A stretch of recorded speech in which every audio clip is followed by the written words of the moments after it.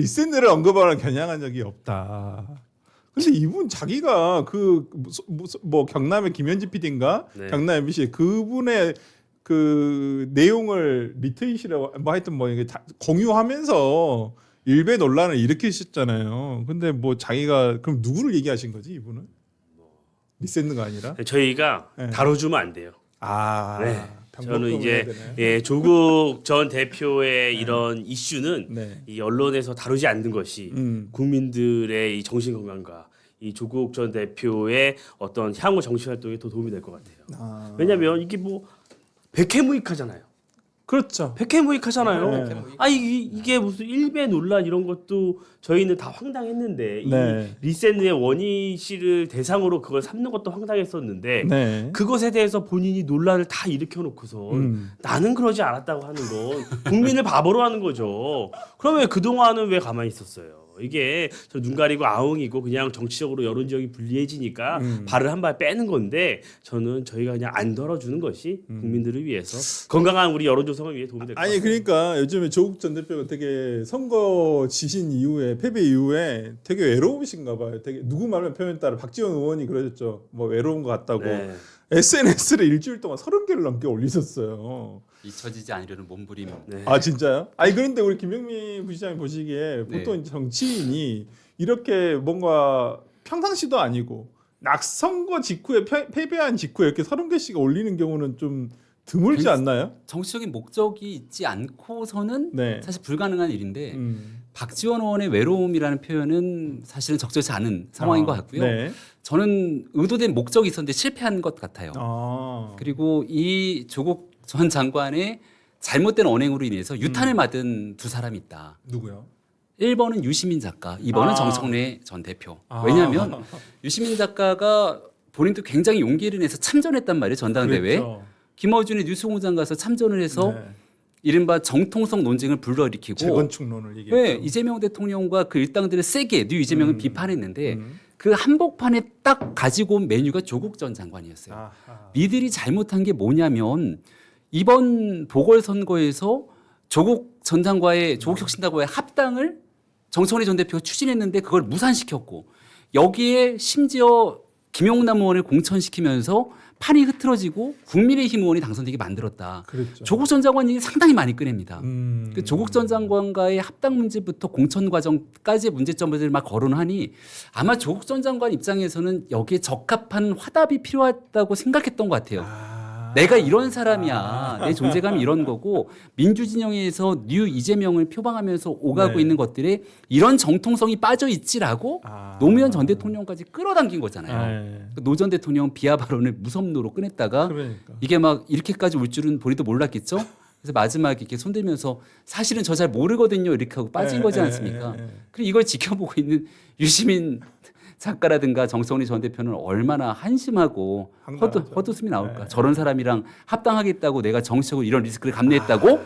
예, 괜히 씩 웃고 있는 사람은 아마 김민석 전 총리가 이 상황을 보면서 흐뭇하게 그러겠네요. 웃고 있을 것 같고요. 진짜 아니 그러니까 조국 전 대표 그 SNS 보니까 무슨 유럽의 어디 나라를 얘기하면서 스쿼트를 하면 버스비를 면제해 준다.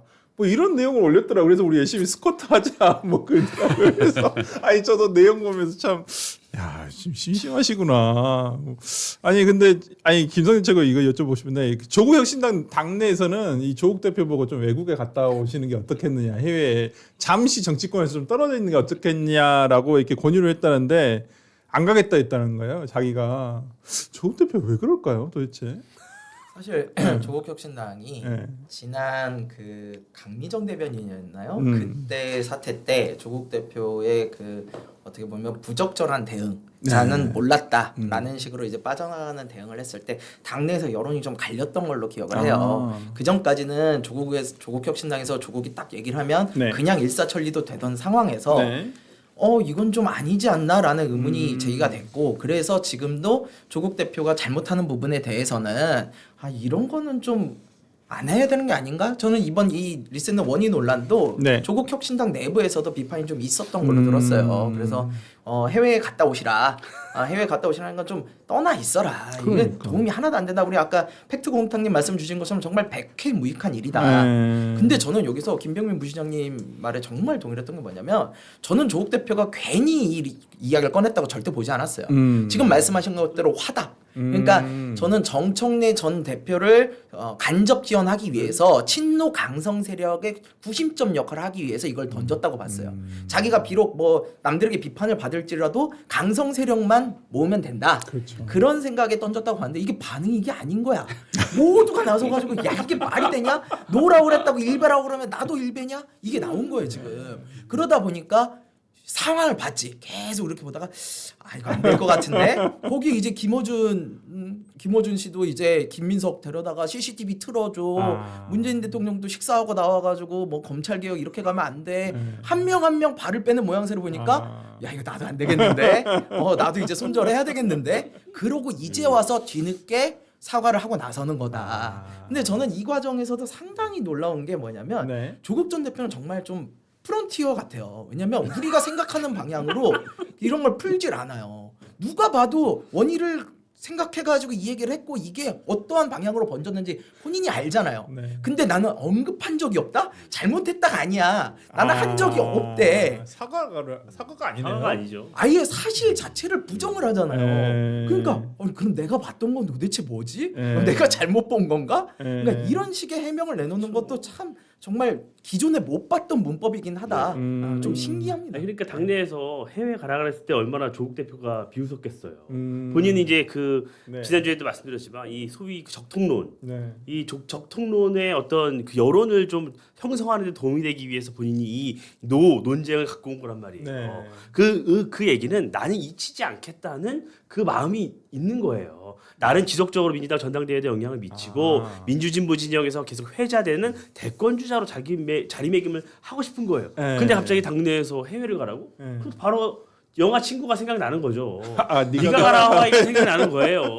왜냐 이제 조국혁신당도 전당대회가 열리고 당대표 경선이 있잖아요. 선거가 있고 있어요? 곧 있으면은 네 있습니다. 나름 있어요. 나름 있고 이제 김민석 총리도 지금 뭐 본인이 당대표가 되면 즉각적으로 뭐 합당을 하겠다는 얘기까지 하고 있잖아요. 네. 그럼 그 과정에서 본인이 소외될 수 없단 말이에요. 그렇기 때문에 여러 가지 작업을 하고 있는 것인데 본인이 뭐 해외 나가겠습니까? 절대 그러지 아니 않죠. 근데 어느 날부터 되게 정치권에서 보통 이렇게 선거 실패하거나 그러면 예전에는 되게 안 해외에 한 1년 정도 가 있다가 맨날 뭐 DJ부터 시작돼서 네. 다 나갔다 왔잖아요. 그래서 이제 당에서 아예 좀 그래도 오셔야 되지 않겠냐라는 어떤 좀 요청이 그쵸. 있었을 네. 때 좀 그런 이렇게 좀 이렇게 모양을 만들어서 네. 와서 이렇게 좀 정치권에 모셔가고. 복귀하는 모습을 했는데 한 5명이 가서 모셔오죠. 예. 그 손학규 전 대표는 이제 외국 가지 않고 만덕산으로 내려갔는데 갔다가 올라오고 나니까 그때가 아마 최순실 국정농단이 터졌을 때인가 네, 막 네. 그럴 거예요. 네. 그리고 나서부터 긴 시간 내가 외국에서 소비하거나 어디서 정치 휴지기를 갖고 있는 게 큰 도움이 되는가 이런 생각이 들었던 것 같고요. 최근의 이슈를 보면 실제로 외국 나가라는 권유를 받은 정치인들이 굉장히 많습니다. 네. 중요한 순간순간마다. 네. 제 기억에 윤 대통령 당선되고 난 다음에 이준석 대표 그랬죠. 갈등이 심했잖아요. 맞아요. 네, 그러니까 맞아요. 그때도 제 기억에 외국에 좀 네, 나갔다 오는 게 맞아요, 어떻겠냐라고 맞아요. 사람들이 조언을 많이 했거든요. 네. 하지 않고 국내에서 존재감을 드러내면서 어쨌거나 본인 정치에 성공을 했잖아요. 네. 한동훈 전 대표 지난 맞아요. 총선 네. 실패하고 이제 비대위가 끝나고 난 다음에 좀 어디 나갔다 오는 게 어떻겠냐는 조언들이 맞아요. 이곳저곳에서 많았거든요. 네. 근데 바로 전당대회에 출마를 합니다. 그랬죠. 그리고 결국은 전당대회에서 승리하면서 성공 방정식을 보여줬잖아요. 가장 대표적으로 이재명 그렇죠. 대통령. 맞아요. 네. 네. 대선에서 지고 나면 다른 선거 다니고 대선을 지면 좀 쉬는 게 맞아요. 그게 정통적인 방법이고 과거의 네. 그런 그 답습이었는데 뉴 노멀을 만든 게 사실 이재명 대통령이었거든요. 대통령 선거에 떨어지고 바로 갑자기 보궐선거라고 당대표까지 이어서 권력을 가져가게 되는 이 조 조전 장관 입장에서도 이 모욕은 잠시뿐 SNS를 이어가다 보면 언젠가 또. 내 날이 오겠거니 생각하고 진짜. 있지 않을까. 계속 쓸 겁니다. 쉽지 않아 원합니다. 보이는데 하여튼 뭐 요즘은 진짜 안 쉬고 계속 하는 것 같아요. 뭐든 이게 보니까 될 때까지 한다라는 주인지 뉴 모르겠는데. 노멀의 시대가 맞고요. 네. 근데 그게 그 기저에 뭐가 깔려 있냐면 내가 자리를 비웠을 때 내 자리 돌아올 때 내 자리가 남아 있겠느냐라는 의문이 있어요. 이재명 대통령도 사실 만약에 대선 떨어지고 내가 비웠으면 네. 지난번에 나 체포동의안 때 니들이 다 가결시켰듯이 네. 내 자리 비우는 거 아니냐. 네. 내 자리 그냥 니들이 다 차지하고 나 없애버리는 거 아니냐라는 의심이 있는 거고. 그래서 김대중 대통령 시절처럼 내가 비워도 이 당은 어차피 나한테 돌아와. 라는 그 정도의 당 장악력이 안 되는 상황인 거예요. 그러니까 예전에는 이제 총재급이라고 할 정도의 어찌 보면 뭐 좋은 면도 있지만 또 나쁜 면을 뭐 사당화가 논란이 있었으니까 뭐 그럴 수 있는데 하여튼 요즘엔 쉬지 않고 일한다. 언제까지 될 때까지 한다. 일인가요? 백해무익한 일? 예, 아, 하여튼 슬프다.